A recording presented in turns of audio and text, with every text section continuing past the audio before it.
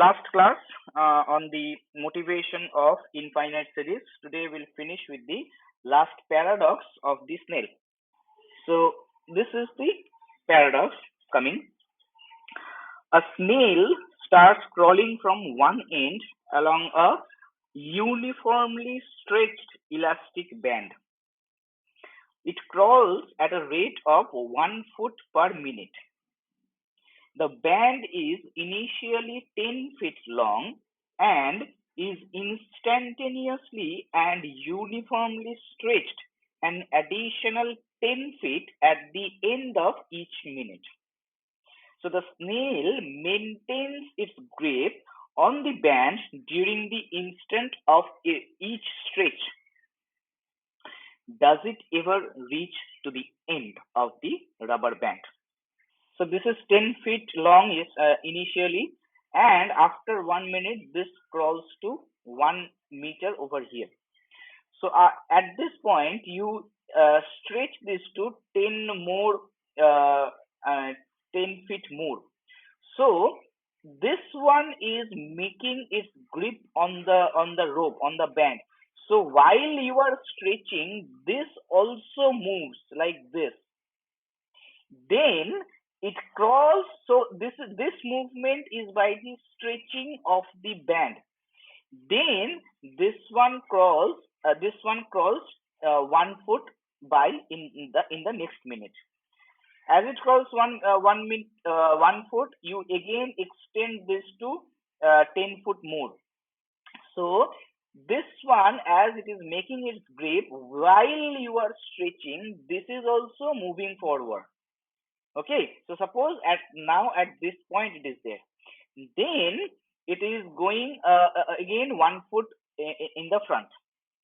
All right, now you might be wondering that how will it reach to the end? It can be proved mathematically, but to satisfy our common sense, when this reaches after the half distance of the rope, then if you stretch this rope, then most of the stretching takes place to its behind, not as much as in the front of this.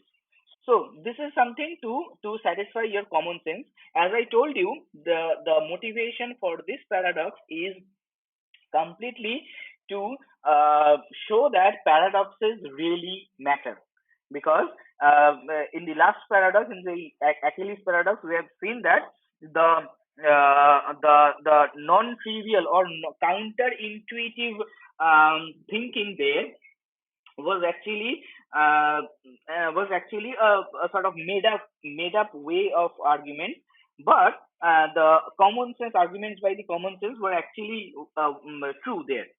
So the question remained that why do we need to bother about paradoxes? Because of these paradoxes also exist there, where you can the common sense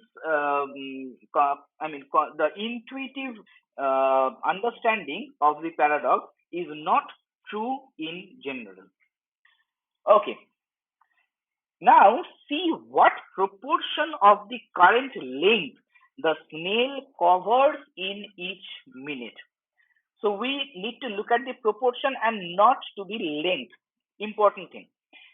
So as you are stretching the band, the position of this one is also being the same. What do I mean is, suppose after 1 minute, the position of this one is over here. So that this is 1 by 10. This is 1 by 10 because the band is 10 feet long and this one has covered only 1 foot.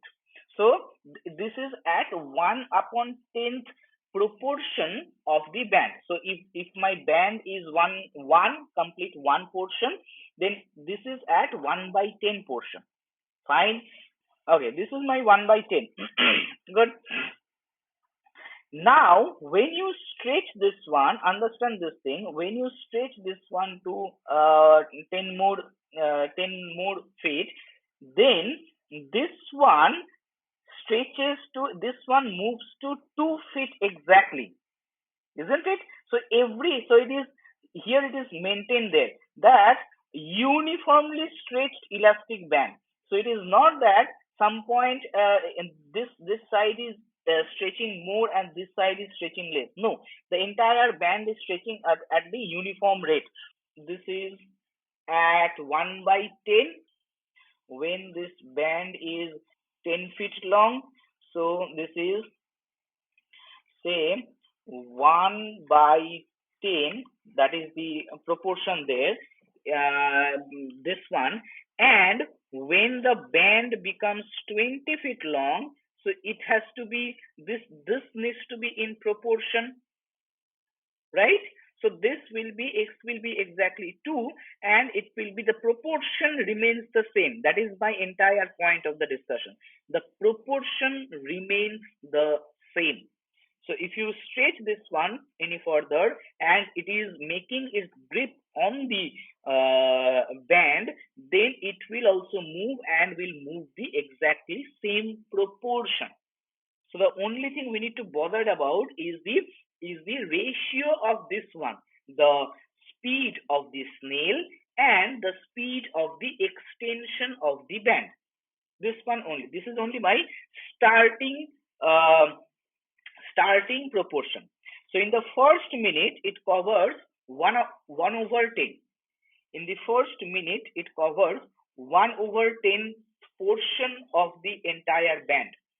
In the second portion, then the band stretches 20 feet, and in the next minute, it covers 1 over 20.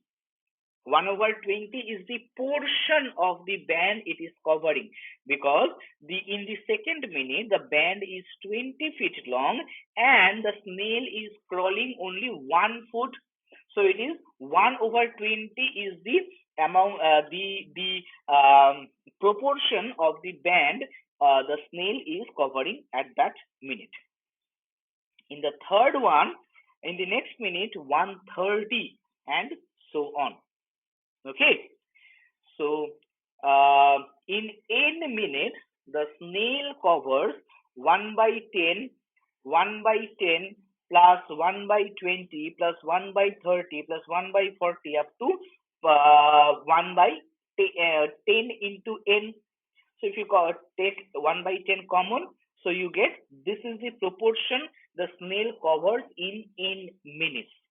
This much proportion it covers. Now you understand that you know that this is a this is a divergent series.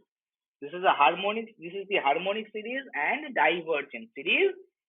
So there, after a finite number of minutes, after a finite number of terms, say n naught, we will have this quantity greater than 1.